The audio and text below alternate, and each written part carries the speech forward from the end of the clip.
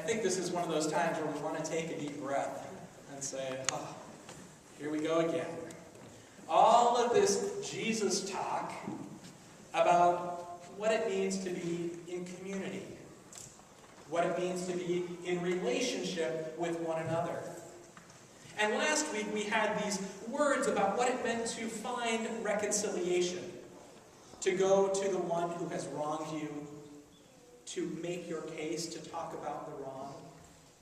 Then, if that doesn't work, to bring 2 or 3 more witnesses with you. And if that doesn't work, then take it to the whole community. And if that still doesn't work in remedying what has happened, then to show that person the door.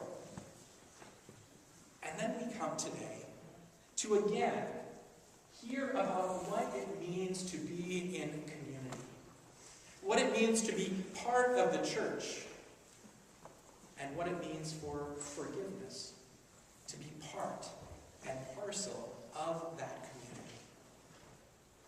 Now, don't get me wrong. We like to talk a lot about forgiveness.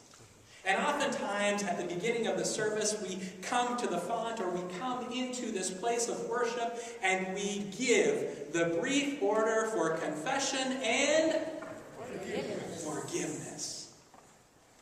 We are good at forgiveness, right? Or at least we like to hear that we personally are forgiven.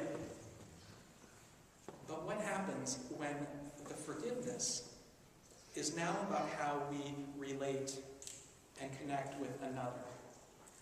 What happens when it's not about me now being okay and being able to walk out the door, strutting my stuff and feeling good about myself?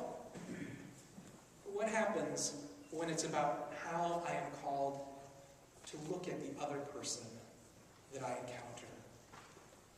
What happens when the wrong that has taken place now needs to be transformed into a new way of being?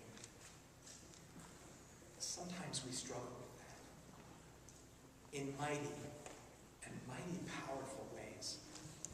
You see, we like to think of this all-loving, merciful, generous God who greets us each and every day with a word of hope and words of forgiveness.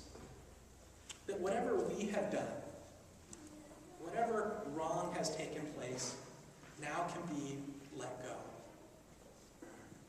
But it can be tougher when it comes to seeing that in the eyes of another. And that idea of letting go, of allowing yourself and the other to be free, to be forgiven. This is where we land squarely today with Peter. And with this community that listens to the Gospel of Matthew, steeped in the Jewish tradition of mercy and the mercy seat of God, now coming into this place of struggling with what it means over a generation after Jesus' life and death and resurrection, what it means to live out this witness of faith, of love, and forgiveness. And so the words are given to Peter. Lord, how many times do I forgive this really annoying, frustrating, hard to work with, doggone, low-life person that happens to go to the same church that I do? Do I have to do it not 1 or 2 times, but 7 times? Is that a good enough limit for you?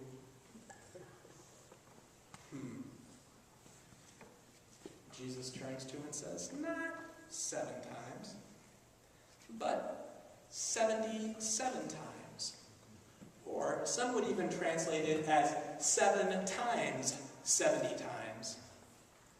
Now I think by the time that you've gone through the process of forgiving, whether it's 77 times or 7 times 70 times, you've probably forgotten what that first offense was all about. And now find yourself trying to figure out how to be in relationship. But it's not always that easy, is it?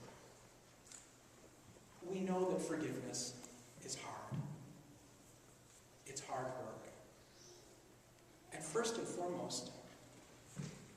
think in our culture today, it can start with us. In most of our work and in most of our life, we are taught to be highly critical of the sentences that we write or speak, of how we carry out our work on the job, that everything must be done correctly.